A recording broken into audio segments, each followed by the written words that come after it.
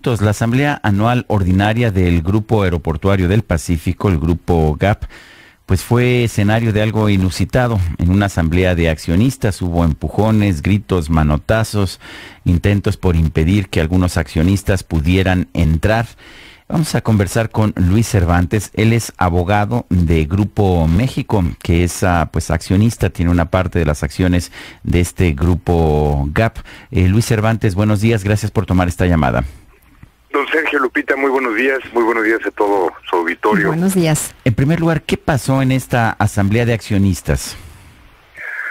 Pues mira, antes te platico lo que pasó antes de la asamblea de accionistas. Nosotros llegó el servidor de ustedes con la representación del 10% del capital social de Grupo Aeroportuario del Pacífico, del que es titular una empresa subsidiaria de Grupo México, que es Infraestructura y Transportes México, que tiene el 10%.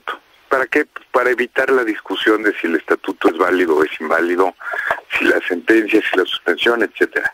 El 10% es incuestionable que tiene derecho a acceder, tiene derecho a participar y tiene derecho a votar en las asambleas de accionistas de Grupo Aeroportuario del Pacífico. Y pues para mi sorpresa, en una empresa pública, en una emisora mexicana, en una empresa que es titular de una concesión pues de 12 aeropuertos de los más importantes de este país, pues un escenario verdaderamente como de criminales, ¿no? Con guaruras en la puerta, con guardias, con seguridad, con una obstrucción y obstaculización al acceso, pues que a mí me dejó muy sorprendido, de manera tal que para al final lograr acceder, pues sí hubo que echar gritos, manotazos, fui objeto de vejaciones y de malos tratos, pero finalmente logré acceder en tiempo a la asamblea. Entonces pues ya en el recinto donde se desarrollaría esta, pues ya estaban algunos de los accionistas, porque a otros sí de plano no los dejaron acceder al recinto mediante estos mecanismos pues sorprendentes, inexplicables. Pero ¿por qué surge todo este enfrentamiento? ¿De parte de quién o por qué? Mira, básicamente, y así está fedado por varios notarios públicos, pues los guardias que estaban en la puerta, pues que no son guardias, son guaruras, que es una connotación peyorativa porque es gente, en fin, sí manifestaron expresamente que era por instrucciones del señor Eduardo Sánchez Navarro. El señor Eduardo Sánchez Navarro es el presidente del Consejo de Grupo Aeroportuario del Pacífico y pues algunos temores tendrá, algunas razones tendrá para no tener transparencia en el manejo que ha hecho de la empresa. Aquí lo que llama la atención es que la empresa, la emisora como tal, ha tomado partido con el accionista de control,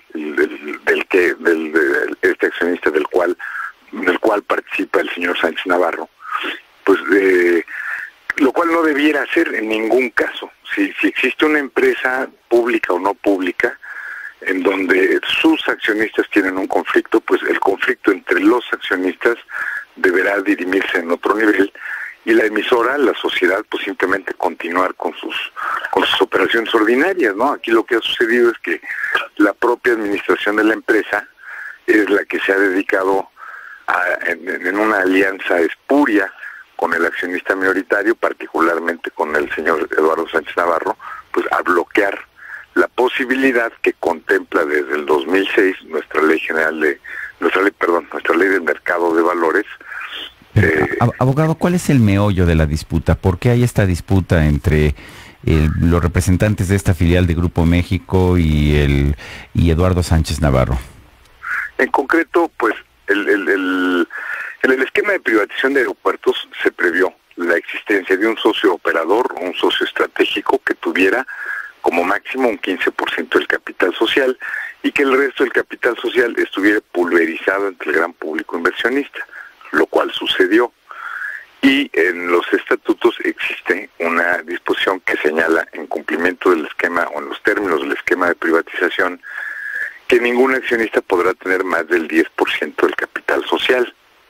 En 2006 se promulga la Ley del Mercado de Valores, la cual en su artículo 98 claramente establece que son nulos de pleno derecho los pactos estatutarios en emisoras que coticen en el mercado mexicano de valores que contengan una prohibición absoluta para la toma de control. Para efectos de la ley es importante mencionar que control se entiende la participación del 30% o más del capital social. Entonces hay una contradicción franca entre el esquema aeroportuario, el esquema de privatización de aeropuertos, el estatuto social de GAP y la ley del mercado de valores.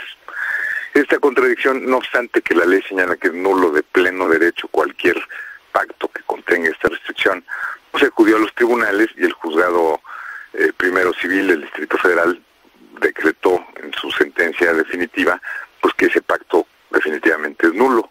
Misma sentencia que fue confirmada por el Tribunal Superior de Justicia del Distrito Federal y contra la cual Grupo Aeroportuario, repito, Grupo Aeroportuario, o sea, la emisora, no el accionista de conflicto, sino la propia emisora, promueve un amparo y en los términos de la ley de amparo obtiene una suspensión del acto reclamado, siendo el acto reclamado la sentencia de segunda instancia que confirma la nulidad de ese pacto estatutario. Entonces, pues será cuestión de tramitar el amparo y eventualmente pues llegar a la decisión definitiva de la nulidad de estos pactos, lo cual abre la puerta a Grupo México para hacer una oferta pública, si así lo desea en aquel momento, y adquirir el control a voluntad del accionista, del accionariado. El accionariado puede decidir tomar la oferta y vender sus acciones. ¿Cuál fue el resultado de la asamblea? Después de los empujones de que se trató de impedir que entraran los representantes de Grupo México, ¿qué determinó la asamblea?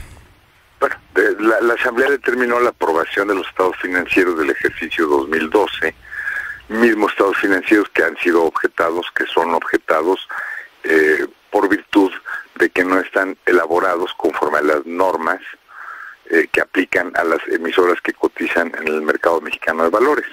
Las normas financieras están claramente establecidas en la circular única de emisoras que ha emitido la Comisión Nacional Bancaria y de Valores, y ahí se contienen las reglas muy claras, muy específicas de cómo deben elaborarse los estados financieros, la contabilidad de las emisoras.